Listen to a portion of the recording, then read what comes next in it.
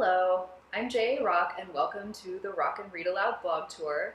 This week on the tour I have a very special guest with me. This is my mother, and she has agreed to do a guest reading with me. And I'm really excited because she is the person who taught me how to read aloud. When I was a kid, she would always read to my brother and sister and me, and she was so good that she read the Harry Potter series to us. And then as an adult, when I heard Grammy Award winner Jim Dale read the audiobooks, I was disappointed in him because he was not her. So, Thank you. You're welcome. So I'm really happy to have you here today. We are actually going I'm happy to be here. Good. I definitely did not make her do this. Totally It's not under hard. duress. Yeah. So we're reading from Pain Slut, which is book 2 of the Subs Club series, and it is about... What does that mean? I'll tell you when you're older. It's about Miles, who is the very uptight, kind of anal retentive member of the Subs Club, and Jill was anal retentive when she was small. thanks. Anyway. Yeah. So in this scene that we're reading, Miles, who has spent the whole book being just super anxious and everything, is finally starting to feel like this guy that he's fallen in love with is making his life much better and happier. Wait, is Miles a guy? Yes. See what I did there? Yeah. Yeah. So Miles goes over to his friend's house and tells them about this guy that he's dating, and he knows that his friends are going to tease him mercilessly, but it's all in good fun. So, are you ready? Yeah, All right. I'm ready. Then we are going to start at chapter 16.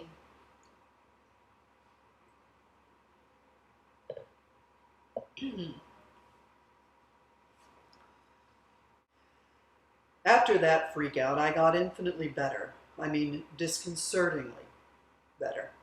I showed up at Dave's that Friday feeling slightly self-conscious in a new outfit I had bought, but mostly light, happy. I was even dressed differently. Under my tight gray tank top, I had marks from a night with Drix, faint and still sore. I paused on the porch step, not sure whether to button my overshirt. One button? Maybe? Or just leave the whole thing undone. The door was open. I didn't even scold Dave and Gould for not locking it. Cayman was in the kitchen making a crumb-strewn wasteland of a Fig Newton's carton and playing his guitar. Dave was trying to roll some kind of dough out on the counter, and Gould was pulling barbecue ribs out of a slow cooker. "Hello," I called cheerfully. Dave looked up first. Holy crap! Mr. Rogers, did Mr. McFeely steal your sweaters? Who is this new Miles?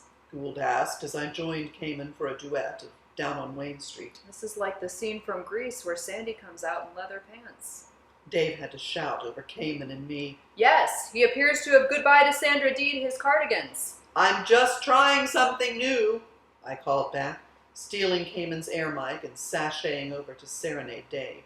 Okay, I am both frightened and pleased. All right, my friend, we need to have a conference. Come into my room. I followed him in. Along one windowsill was a line of painted foam mannequin heads, each with a different wig. One had a shag, another a mismatched bob, surfer boy locks, a mohawk. The fifth was rocking the Rachel from Friends. "What the hell are those?" I asked. Those are my heads. I've been practicing for styling school. That's Annie, Lamonda, Persevienne, Stromboli, and Tara. Have you heard back from any schools recently? I know one in Perrystown, but that's too far away. I'm still waiting on the others. But I figured Shears and I should get reacquainted in the meantime. They look beautiful. Thank you. Now tell me why you're giddy and wearing normal man clothes. "What are you talking about?" I said innocently. "I'm just enjoying spring." My ass. What's going on? The guy I've been playing with, the bucket list guy, is amazing, and we're getting serious. Oh, really?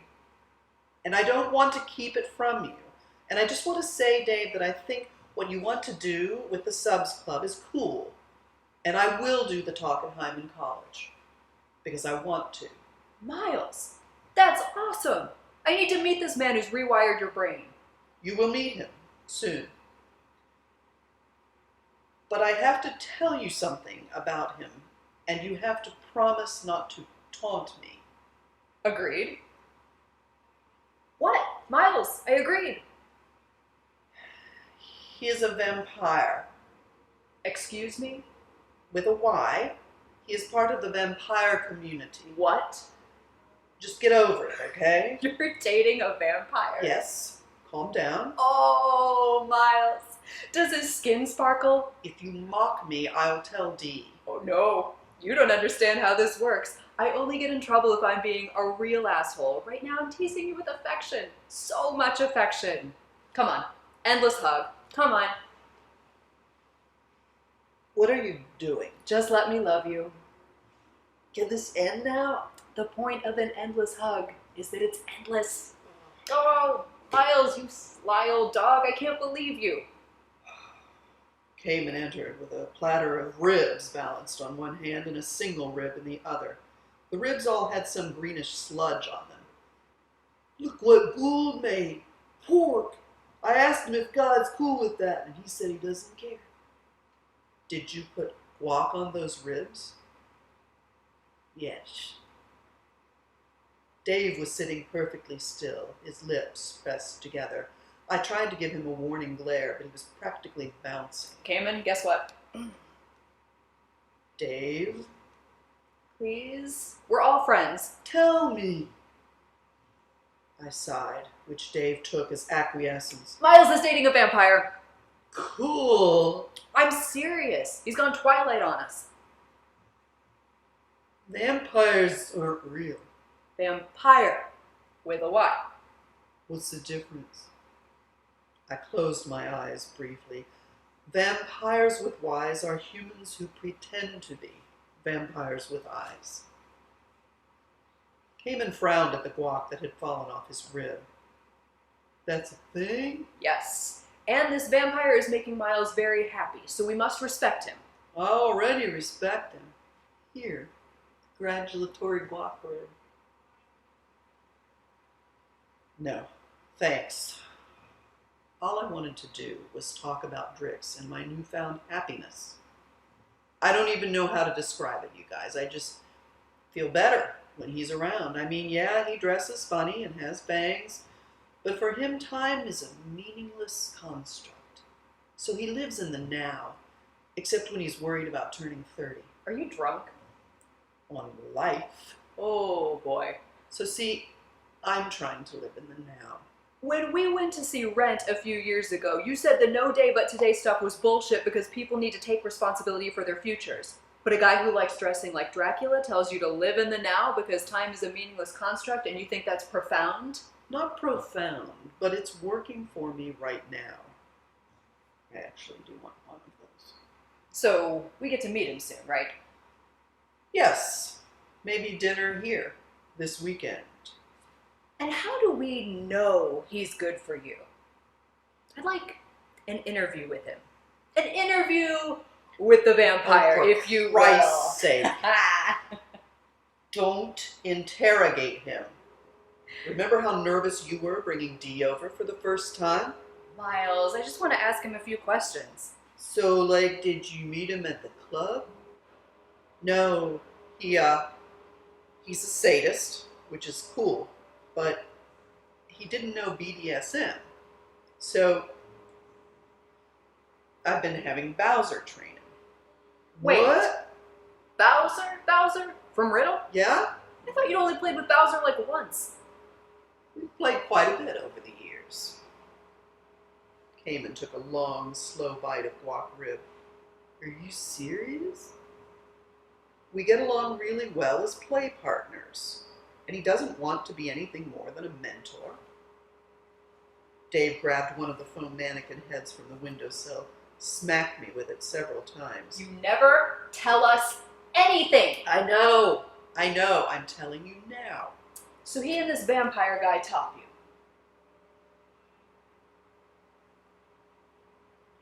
Yeah, they work well as a pair. Like the velociraptors in Jurassic Park. It's nice because I'm more bottom than sub. I like telling them how to hurt me. Miles is fucking crushing it. He's got 2 guys after him, one of whom's a vampire. So this is literally Twilight! Yes, Miles is a clumsy boy in cardigans who has captured the attention of a gorgeous vampire. Is he gorgeous? Oh yeah. Gorgeous vampire with a dark past. Enter the werewolf. He's actually a Viking.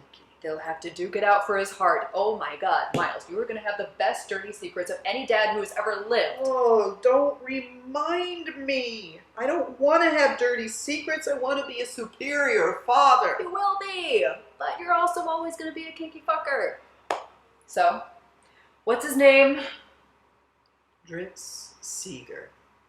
Okay, strange, but I'll take it. And what's he do for a living, or does he suck blood full time? I've really been hoping to avoid this part. He's a private investigator. Oh my You God. don't have to say anything. I do, though. No. You always have the option of keeping your mouth shut. So, he's Drix Seeger, vampire PI. Say it. Say, my boyfriend is Drix He's Seeger, not vampire my PI. boyfriend. Shut up and tell me your boyfriend's a vampire PI. I can't shut up and say it. Dave lit an imaginary cigarette, took a drag and gazed off into the distance. The air was muggy and stifling and stretched over the city like the roof of an Ottoman yurt. I was in my office. Please stop noir monologuing. I was in my office, poring over my latest case. Seems a shop owner I'd bumped gums with a few times had met with the business end of a wooden stake. When in walked Miss Kitty LaFay. David, no, I want to hear this. Kitty was to bad news what baseball is to America. I took one look at her beautiful gams and glistening fangs and was lost in a reverie of sweat and sunshine and Reno. You have serious problems. He's a vampire and a private eye. I know. And he's making you happy. I know. Let's tell Gold. I didn't stop them as they headed into the kitchen and casually announced that I was dating a vampire. Gould seemed genuinely pleased on my behalf. And Miles isn't really a sub.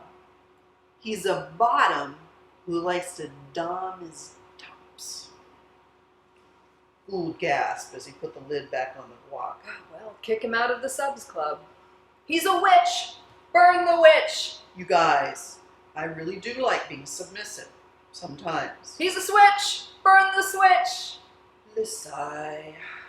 They all descended on me, chanting, "Burn the switch," and pretending to gnaw on me. I fended them off. You guys are such freaks! But we're awesome, right? You're not too shabby. And we're gonna light Hyman College on fire with our awesome, right? Let's settle for having a civil, rational discussion. Fire! I let it go.